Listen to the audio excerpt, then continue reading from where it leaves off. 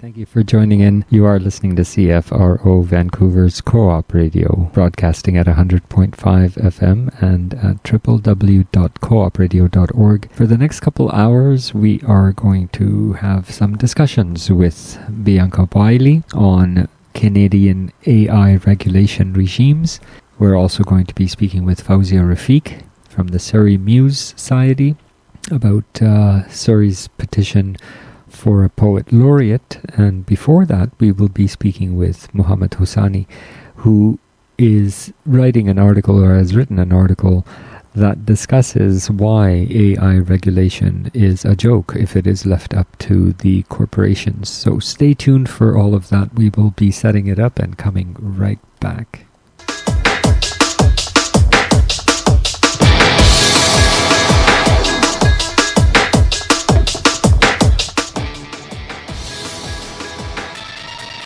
Bianca Wylie is joining us, and we are about to talk about how the Canadian government has been or not been regulating AI in this country.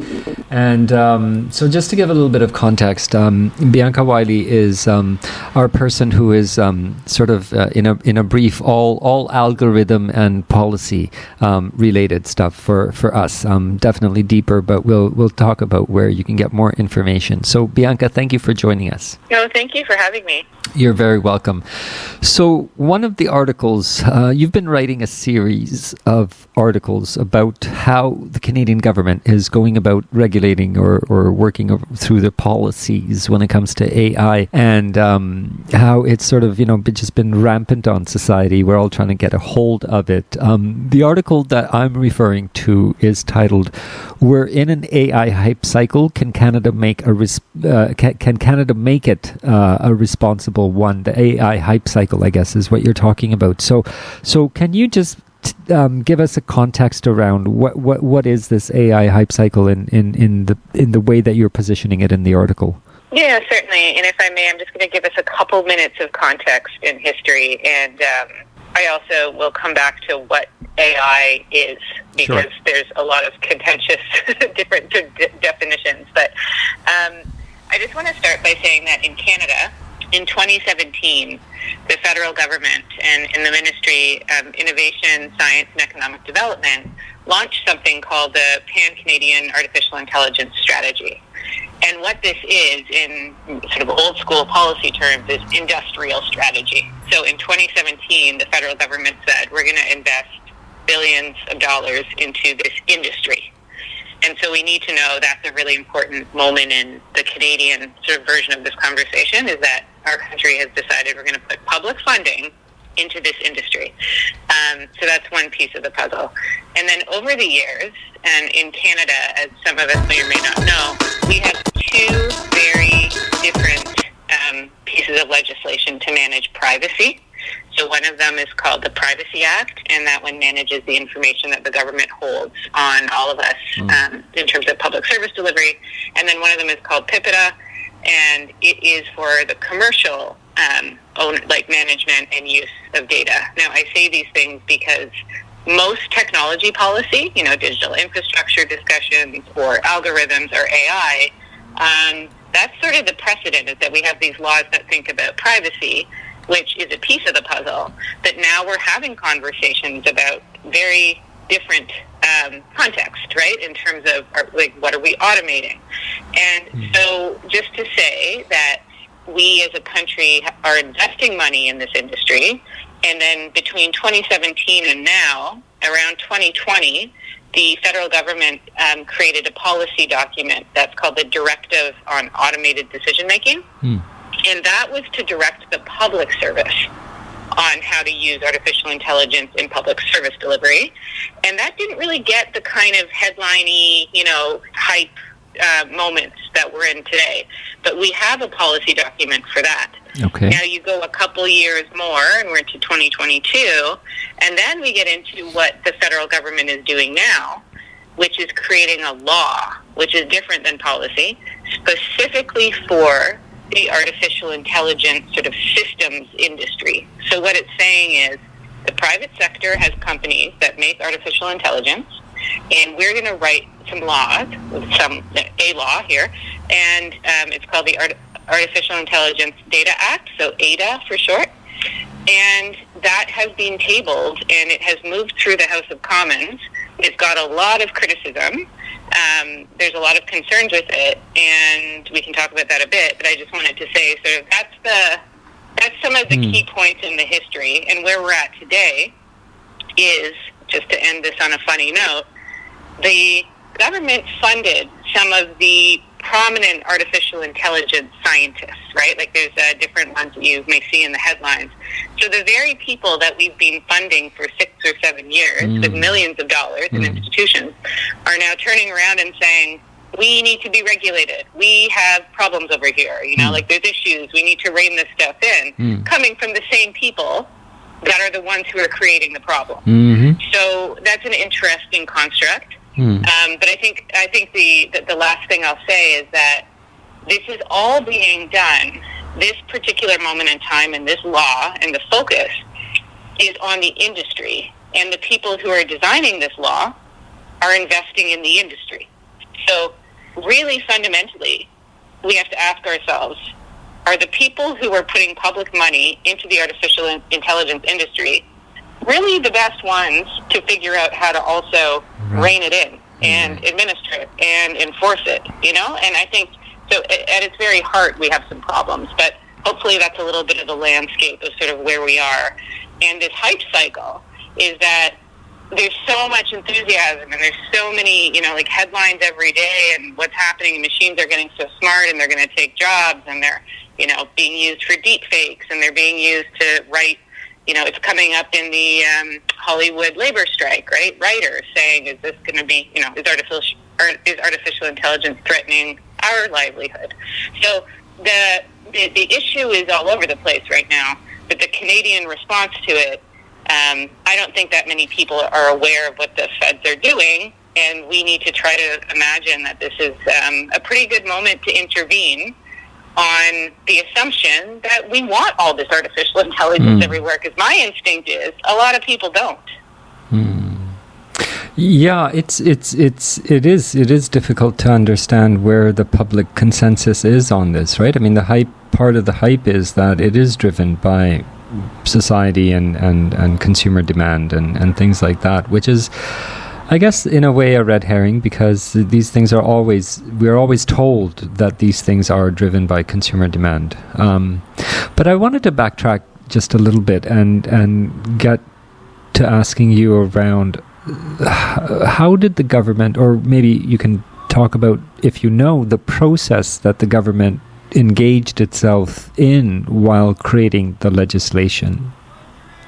Yeah, so some of it I know, and some of it I don't know, and I would love to know more, and it's really hard to understand what the government did. The piece that I know is that AIDA, so this Artificial Intelligence and Data Act, is part of a bill that's called Bill C-27. And Bill C-27 is an update to that Commercial Privacy Act. So for years, the federal government has been talking about a digital charter for Canada. I mean, and this predates, this is like 2018. There were conversations about, okay, it's a digital era, digital age. We need to figure out how to make our systems, you know, fit for purpose and our laws. And so there was a consultation that informed some of the changes that are coming forward in Bill C-27, but there was not a broad-based public engagement on the AI piece of this. So a lot of us in the civil society that were watching to see where this digital charter Bill C-27 thing was going were surprised when we saw this AIDA piece that was sort of glommed on. It's very short, it looks rushed, and it didn't have a proper public consultation. So it sort of sticks out, and you say, like, why is this here? And I've got some information as to why it's there. But in terms of the process, there wasn't that broad public process. Now, what there is, and this is really interesting to me, that the government thinks that this is consultation. ISED, which is short for the ministry in charge of all of this, that's Innovation, Science, and Economic Development, they set up a group called the AI Advisory Council. And so they selected some people from civil society, and they had them take on a few different activities. And if you look at the mandate of this group, it's basically to get the public to trust AI and to be excited about it. So they went out and did somewhat of a roadshow during, I think, the first couple of years of the pandemic. And I will just say, because I have to say this every time I say it, we are still in a pandemic. Okay. Yeah. But in the first couple of years of the pandemic, so it was all virtual. But they went out and they were basically talking to people to try to get them to understand AI, which is a different mandate than a consultation. So the government is saying, oh, no, we've done lots of consultation. And it's sort of like, okay, you've done a lot of closed-door industry consultation, which is like, we can't even see into that. And then you've got this thing going on, which is not a consultation. This is like trying to get buy-in for your investment. Because what ICID and the federal government have done over these years, and I think it's important to remember this, is they've basically decided that having artificial intelligence spread out throughout all sectors of society is a good idea. And I think, again, the idea that we've all agreed to that absolutely is not true. There's no consensus that we've, as a country, had those conversations. And I think, unfortunately, this follows in this tradition, and we've got these Canadian moments in policy, like Janice Gross-Stein wrote about the cult of efficiency. Right. Ursula Franklin wrote about the real world of technology. There's critics that go well further back, and they basically keep saying this technology is a cultural discussion. You know, like if we're going to talk about what this should look like, we have to do this democratically. That's not what we're doing. We continue to have technology really spread out through society simply because it's an industrial strategy. And this is exactly what we're seeing here again, and it follows in the course of what we've seen for the last 20, 30, 40, you know, you could go back and have these arguments all the way to, I don't know, sometimes I think about the car, and people say, well, look, we regulated the car, and it's like, yes, but did we consider what the car did to the ecosystem of a neighborhood? No. Right? Like, exactly. If we did, we didn't do that very well. Right. So I think we have to be really careful about this idea of honing in so tightly on an object instead of understanding it as social relations and labor relations. And, you know, it's not just the really dangerous or harmful or scary potential uses. It's also, what does it mean to just automate all kinds of relationships, right? Like, that's a totally different animal. But that's not the way that this kind of legislation is looking. This thing is looking at it in a very narrow sense. So that's a bit of the background. What I can say is they did do public consultation. They've consulted with industry, like all across the board here, in terms of that small Canadian AI industry they've been talking to. They, as far as I can see, haven't talked broadly even to industry, which I think that's for another conversation. Okay. And then interestingly, and I wrote one short piece about this, they've decided to create something called a generative AI voluntary code of practice. So separate from the bill, which is, you know, they're trying to make a law, they've decided they're going to do a voluntary code to say to companies that create AI, hey, if you want to do the right thing, here's some guidance. And in doing that, which ICID is talking about, the federal government is talking about, like, hey, this will help us as we get to the law, they did not consult with the Office of the Federal Privacy Commissioner. And that was interesting to me because we in this country have so little oversight, and I'm not even one to say that the Privacy Commissioner is arm's length enough. You know, like all of these ombudsmen, all these different people offices are still politicized. Sure. But the fact that ICID just sort of said, well, we're just going to go, you know, we're just going to go on this, it's voluntary, so it doesn't matter. They just skipped it. And I just think for the general public, we have such little capacity on our side to look at this stuff that ICID sort of skipping over one of our checkpoints is not good. So as far as consultation goes, nothing broadly publicly, lots of industry consultation, no consultation on this little piece, which is different than the law, with the Privacy Commissioner. It's been a really anti-democratic undertaking. And I guess I'll end with this part, which is Canada is rushing because it wants to be at, I feel like this is not the best way to say this, but they want to be at the big kids table with the U.S. and with the EU, and they want to sort of show up on the global stage because Canada likes to think it's like a leader here. But the thing is, it hasn't done its homework. So it's kind of rolling up and speeding up to go and talk to other countries, but those other countries, as far as I can see, have at least done a bit more work. So I think this bill, as it stands now, really should be stopped and restarted and taken out of that industrial development kind of mindset, and move it over different parts of the government, maybe not just industrial policy. But that's the context here in terms of consultation. It has been very bad. It hasn't included a lot of people. It hasn't even included, labor experts or economists, as far as I can see. It hasn't included workers. It hasn't included the people that will be most impacted. For sure they're not there. But not even their representatives are there. So it's not in good shape from a democratic process perspective. Not at all. So, Bianca, let's clarify a few things. So the consultation process that we're talking about did include the AI companies, the AI sector, and that's what you're talking about when you say that industry. You're talking about the AI guys. And I wonder then, how much of an influence have they been on the bill itself, if you have any comments on that?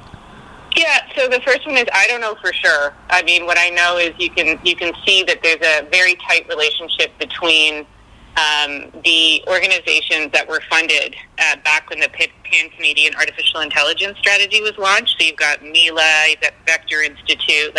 These are places that were funded to commercialize AI. Okay. So they're not quite, they're not businesses directly, sure. But I get it. Through there are the startups or they're related companies. Right. And they have a through this AI advisory council, they have a batch of those companies represented there. So they're close, they've always had a closeness. And I wrote a post that very specifically showed the interplay between Minister Champagne, who is the head of ICED, and Mila, which is this institution in Montreal. And it shows sort of this desire to get this bill passed soon and an urgency, and we need to make this happen. So there's a decent amount of conversation going on there. In terms of the influence on the bill, I can't say because I don't have any direct insight into that. But it's important to say that just looking at this from a very different angle, we don't have a general purpose law for software, for example. That doesn't exist. We have some very specific regulated cases, like if you have a pacemaker, for example. There are some very, very specific places where we've regulated software, but there's no general software law. And in this case, it is, in some instances, you could imagine it's beneficial to these industries that a law exists because it sort of legitimizes what they're doing, right? It kind of says, okay, well, this is important, and if there's going to be a problem, it's covered in this law, and now everybody's safe to use this stuff. It's a bit of a green light, right? So I would even just say that the existence of the law is in some ways more of an important signal than a lot of the specifics, because one of the critiques, which gets back to your question of, who's written it or what's in there, if you look at what they've written so far, it's 18 pages. There's basically, when I say they, the federal government, it's a shell. There's nothing really definitive in it. It has all kinds of blank spots, and it basically says, we're going to figure this out after we pass it into law, which to me is bananas. You don't do that. You don't figure it out after it's a law, because then you're stuck with the frame that you created. So all to say, there's definitely a lot of people in the ears of, ICED that are in the industry, but I don't know exactly how direct their influence has been on the drafting. What I know is they're not talking to a lot of other people. So no matter who they're talking to, they're not talking to enough people. They're talking to a very closed circuit of participants, which is a problem. Anybody should be able to see that that's a problem. Yeah, no, most definitely. I mean, certainly, you know, in the where the interests lie is it's very easy to kind of see that when public consultations are basically a sham, and that's been the history of the Canadian government anyway for the most part, if not for all of it. Totally, and it's hard for me too to say they need to consult, and then also in the same breath, I'm thinking the consultation would not be done well based on any of the history of the federal government doing consultation. Right. So, yeah. But, you know, you have to have some modicum of belief that if this matters, we can figure out how to have a good public national conversation. And I think we could, and we'd have to put the demand out there and be persistent about it. But it's not going to happen without, you know, agitation. So we're speaking with Bianca Wylie, who's a partner at Digital Public, a public interest digital governance firm. You guys can look that up at Digital Public. Is it .com or .ca or? It's .io. .il? No, .io. .io. What is .io? This is a great question. I don't know. Okay. Anyway, it's digitalpublic.io. And so, Bianca, let's talk about what's happening in response to all of this in terms of public society, civil society, groups like yours and others. Where do you see it sort of coalescing, maybe, or do you I don't know? Talk to us about what that's like. Totally. So I would say that there's a significant number of people who are working on amendments. So they're basically ready for when this goes next to, where this bill is headed next is called INDO Committee. So it's like the committee at the federal government made up of various MPs, and they are going to take a look at where this bill is. They're going to take briefs in from people, so that's something, if anyone's interested, I've written about it too, how to create a brief. I'm going to write one.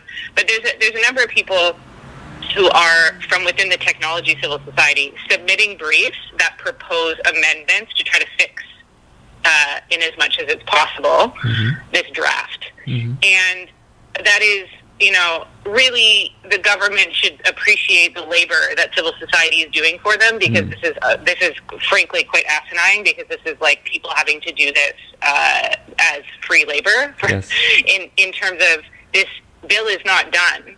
So without it being done, you've got people having to come in, and it's not just like they're not just critiquing it. They're like, okay, clearly this is not done, so let's try to like do some of the work. So that's happening, and when this goes to INDO Committee in the fall, you'll see some of those briefs, and people will be appearing to do testimony there. They'll, you know, speak for 5 minutes or so, and so there's a bunch of us working on that. But then there's also, and this is maybe, you know, strategically a little bit off to the side, there's definitely a contingent of people who agree, even if they're writing amendments, that this should be stopped. It's being written by, I would say, a pretty, in some ways, diverse set of civil society actors who are sometimes even quite conservative, who would say, on democratic process, this should be stopped. You should take this away and start again. Some of them think it's fine within ICID, some of them don't. And so it's going to be a bit of a mixed bag of trying to fix it, but also trying to argue, I think, primarily, you should be scrapping this and starting again and locating it somewhere else. So it's not like the same people who are funding the industry are also writing the oversight and also being in charge of enforcement. Like the way it's written now is, it's hard to believe that this is out in public, and it kind of feels like one of those times where they're just hoping people aren't reading it, because this isn't like, oh, it's a contentious suggestion that the same person or you know, that the same ministry shouldn't be doing all of these functions. Of course they shouldn't, but they are. So there's sort of this one line of argument just to try to shut it down and move it away and start it again. But if that's not going to fly, here's some amendments. And so there's going to be like a whole wave of amendments. All those MPs are going to get the briefs. They're going to get a report from the people who work on that committee that are parliamentary assistants, I think. I'm getting the title maybe wrong. But they're going to get all these things in from civil society, put them together, share it with the MPs. The MPs are going to hear from people, and then they're going to have to make a call as to what they do with this thing. Do they go along with the amendments? Do they say no? Do they scrap it entirely and try to relocate it somewhere else? unclear, but that's all going to go down in the fall. And my thing for everybody who would want to get involved in this is just to, I think, remember that these are MPs who I think sometimes need to hear more of a moral argument than a technical argument, because we're sort of at these points in time where you have to say to someone, listen, this is not, you have power in this moment, you know? We've had these waves of feeling overwhelmed by all these private infrastructures and these automations and all this. We're a country with, we have a domestic policy and legal history here. We shouldn't just be doing what everyone else is doing to harmonize our industry.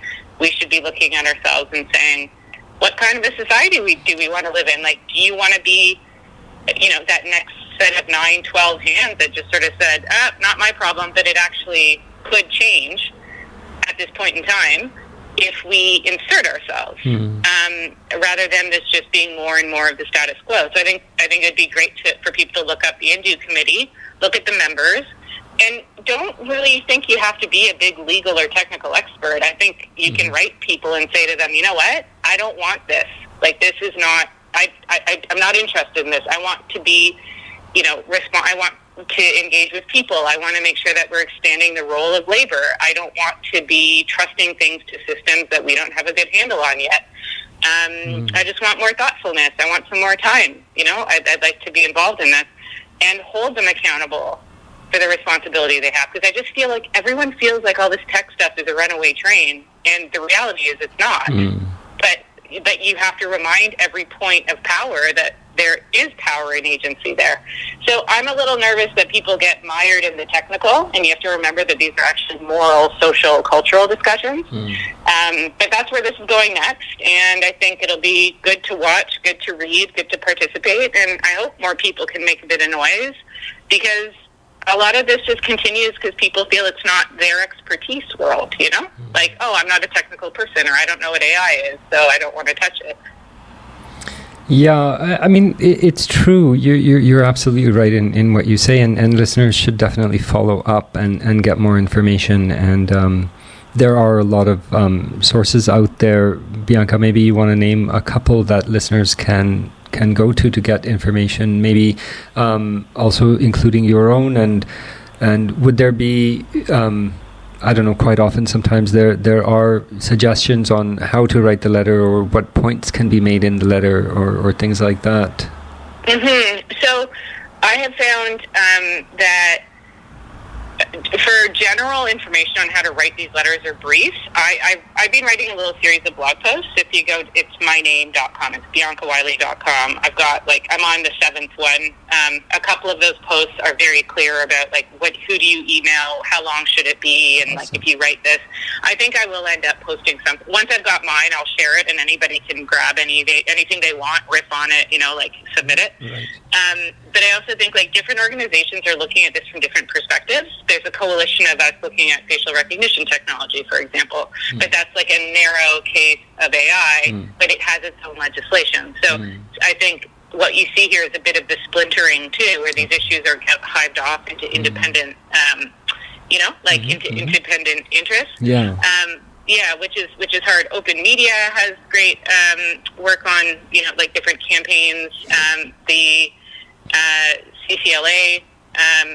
Always working on great things in digital policy. So, Canadian Civil Liberties Association. Yeah. And and then the provincial versions of those have some, BCLA does great work. They have stuff going on. So, in terms of different campaigns, and you'll see, the Canadian civil society groups are small, but I think this is partially why it's so important to manage your own expectations, that this is a good decade-long kind of march toward trying to turn the corner on a lot of this, that it may go through, it may not, but we have to stay on top of this issue through some of these groups and figure out how to engage more broadly, right? So in these near-term interventions, we can't build that broad societal coalition, but we're working on it.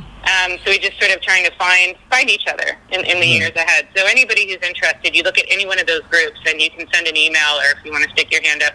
I have a volunteer group called Tech Reset Canada digitalpublic.io, we mentioned, we write stuff and put it out there. So kind of a mixed bag of people from all over the place. But if you find one, you'll find more of us, right. and everyone's excited to try to support. I want to end on the note that it really, I have seen it over and over again in my career that, like, people just writing from the heart is so strong. Doesn't have to be long, doesn't have to be, whatever. It's just like, it's almost like politicians and the system is so jaded, they like don't know what to do with people showing up, just being honest.